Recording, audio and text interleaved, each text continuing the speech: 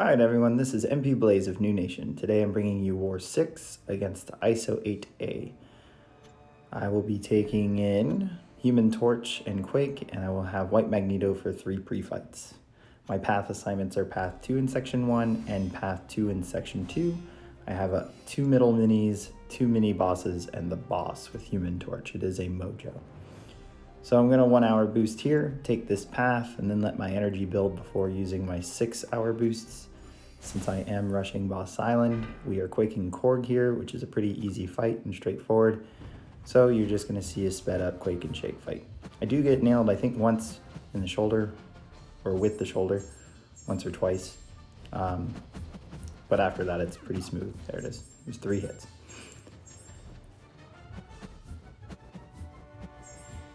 But you guys have seen me Quake Cord. He's got lower health here compared to the mini boss nodes. So it's going to be a faster fight than the other Quake fights. But those 3 hits are the only 3 hits I'm going to take. And then it's smooth sailing from there on.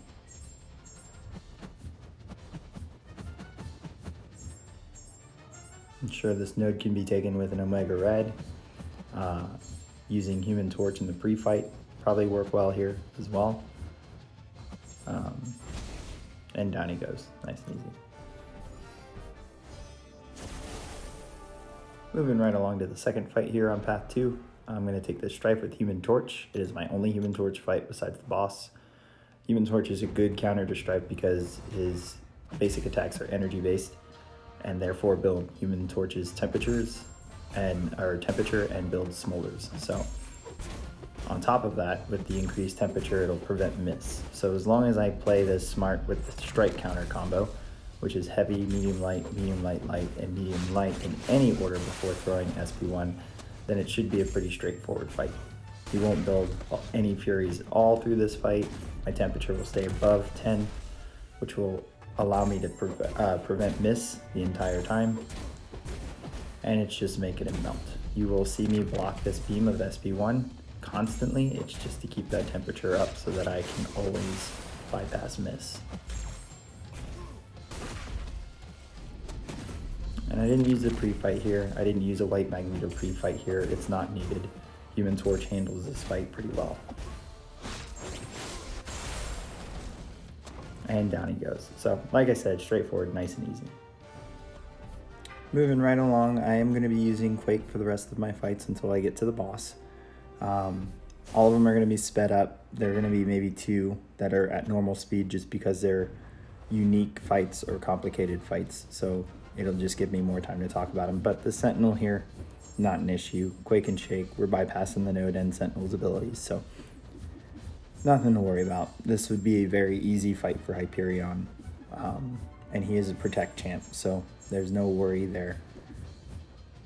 Magneto could bypass some of it 70% of the time with his magnetic ability, but if we have a Quake going, this is just the easiest option.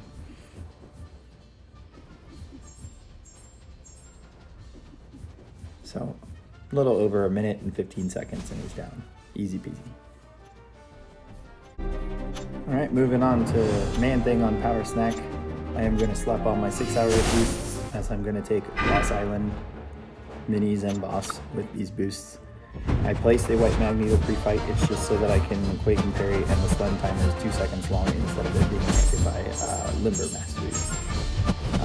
You guys have seen me Quake and Bake Kingpin here. It's pretty much the same exact fight.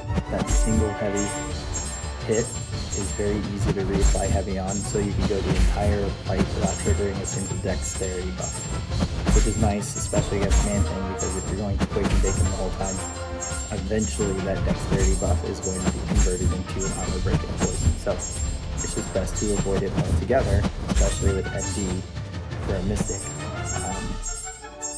when you can.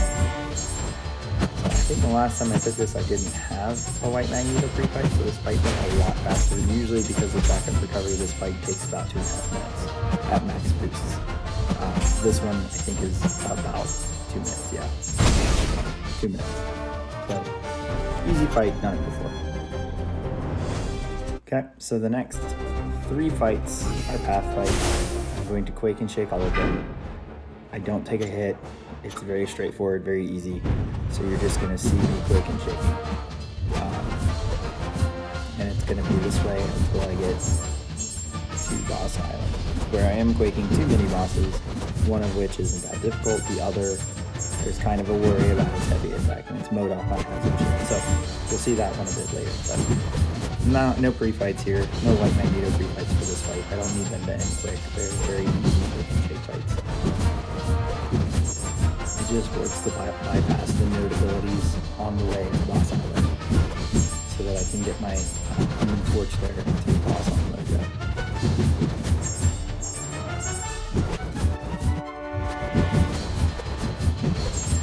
I'm going, and down he goes. I'm going to let Path 2 play out with a 5-star Terrax and a 6-star Invisible. So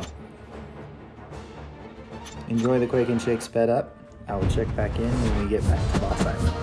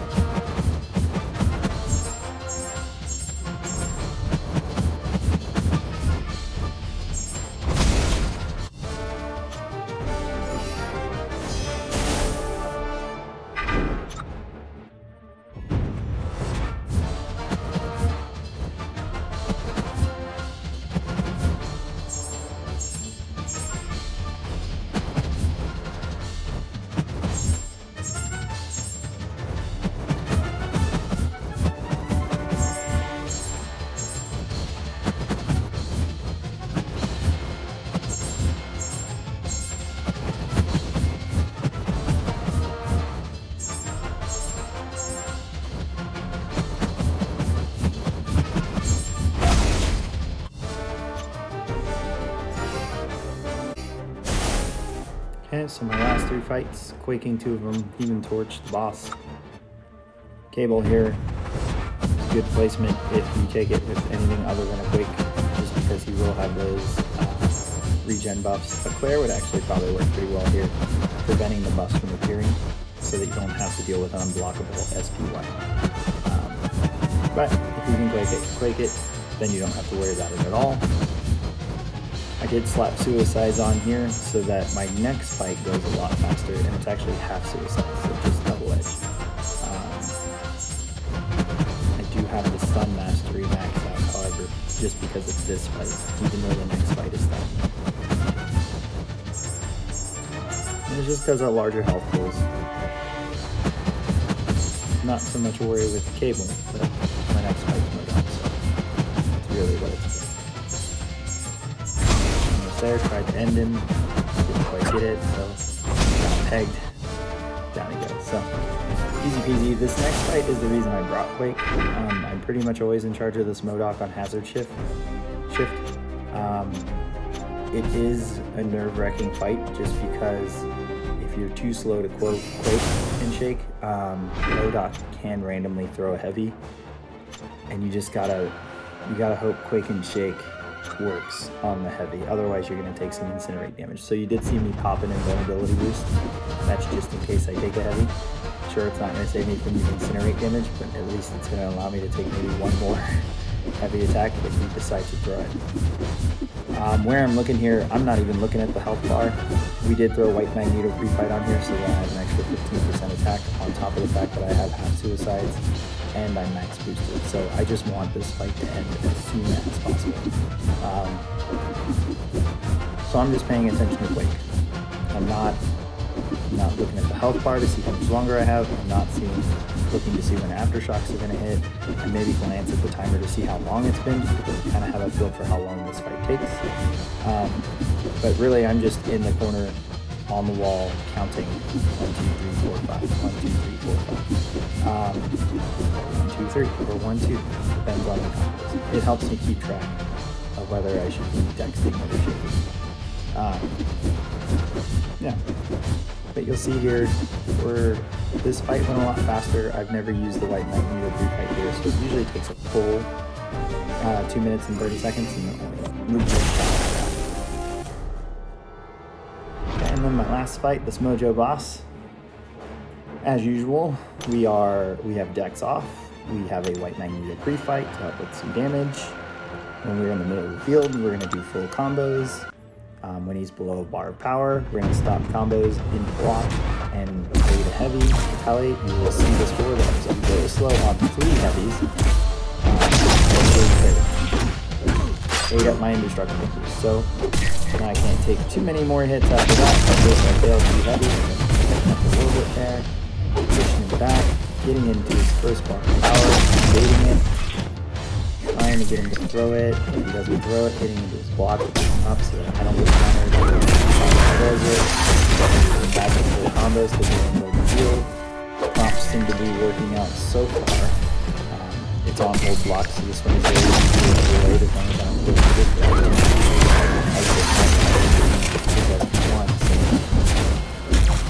Letting the power bar build up to maybe an SP3 in case it's cornered. Great. Close to our wall.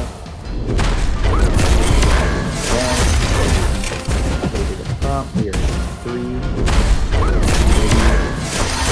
Maybe a little bad.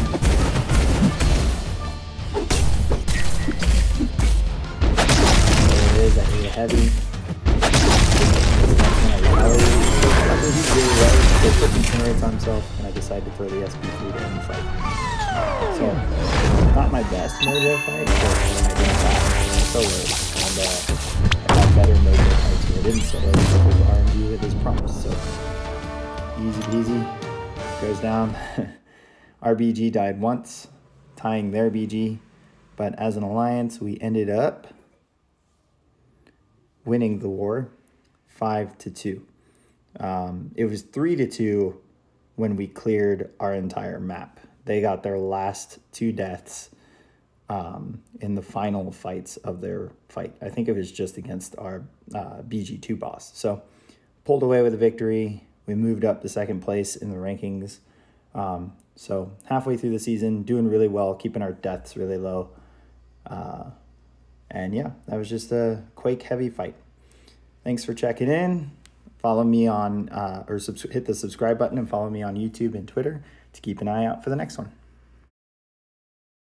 Some bonus Tigra play. I was interested to see and practice this interaction because their neutralize will remove or prevent powerful from afar as long as you're making contact with him. And his SP1 is really easy to retaliate with a heavy.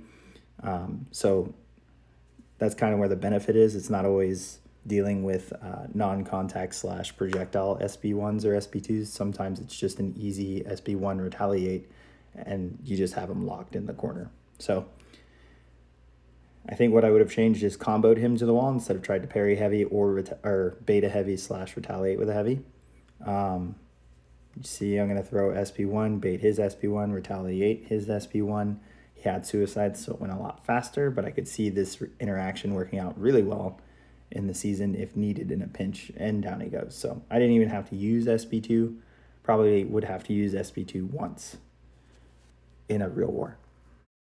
Moving right along to what I am really practicing for, and it's an Apaco boss. The important thing here is to know that because he's stun immune and because his health pool is so large, that you don't want to force heavies or specials where you shouldn't. So you see here, I'm trying to bait out heavies, and I intercept there, but I'm trying to bait out heavies and retaliate those heavies and hopefully push him back to the wall. I use this SP1 to push him to the wall, and then bait out his SP1, charge a heavy, and retaliate it. Lock him in the wall when he's below a bar, bait out the next one, next SP1 when he gets that bar. If he's stubborn to throw it, try to keep him pinned against the wall by hitting into his block. Basically, don't rush it just because a sense is going to fall off. You're going to do the damage and you're going to avoid block damage with her abilities. So it's okay to take it slow. Now I got both senses up, so hopefully we can build the SP2. I missed a dash or a block there, so that damage did not help with how much health Apaco has here. And I'm not boosted. I believe Tigra was ranked 2 at this point. So He does recover from SP1 quite a long time afterwards, so it's easy to miss those first two swipes with the heavy and then land the third. So now we got him against the wall. Gonna combo heavy him until we get him to a bar of power. We have both senses in SP2, so perfect. Make it unblockable by dashing back and throw it and get all that nice bonus damage. Okay, so he's being stubborn about SP1. There he goes. Now we're gonna probably wanna get our second sense back up. And there it is with SP1. He's at SP1. Hopefully we can bait it out of him. He's being stubborn, so we lost our other sense.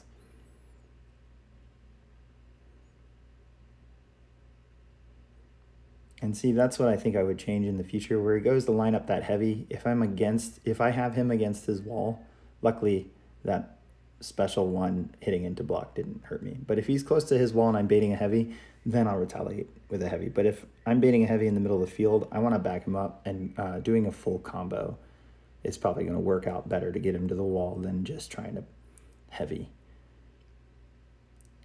Because sometimes there's ground, she'll push the defender back further but not catch up or close the space without going and attacking into block. So we got both senses up here.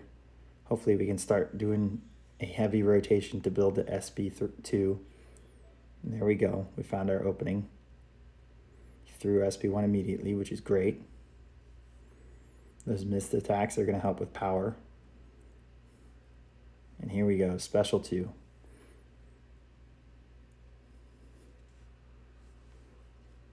Good. Throws SP1 right away. Great. Lost one of the senses. It's fine. Here I'm going to challenge him to come at me, and he doesn't. So I throw it while he's there. 2 heavies resisted there. That was a little bit of a nail biter.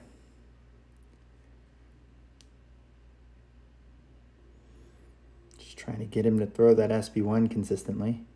Throws a heavy instead. There we go.